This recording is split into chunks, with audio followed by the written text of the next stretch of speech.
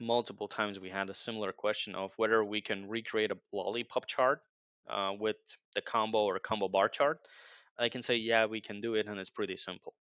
If I create a new page, and this is going to be the same for a combo or a combo bar, the only difference is going to be one's going to be vertical, one's going to be horizontal. For the category, I'm going to take what we have here. We can go for anything. Let's go for something like education level. For the values, I'm going to take the same exposure. It doesn't really matter what it is. For example, create something like this. And then what you want to do is you want to add the same value once again. The reason for this is because I'm going to be mixing two different series types to achieve an effect of a lollipop.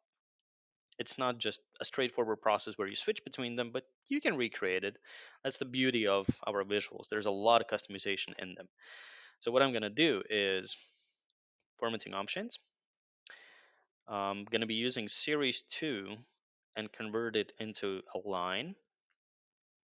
The reason why I want to do this is because I don't want to have two columns side by side, but I somehow want to get that lollipop effect, right? So I'm going to make a line. And for lines, you all know you have markers. You can also increase the size of the marker just to kind of, make it fit a little bit better if it's needed to. But then, of course, you have this line itself.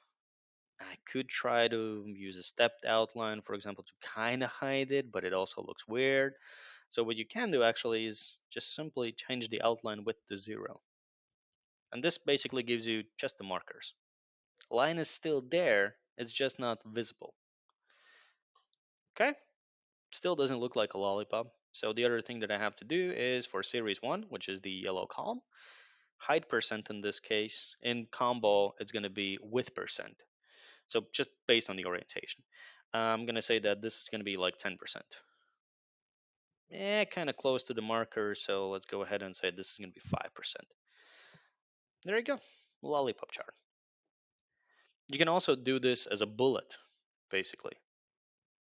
What I mean by this is, let's say we have education level, we have the exposure, and the marker is not going to be the same value, but I want to see where the value is based on default. So how much of the whole thing we have or we are potentially losing.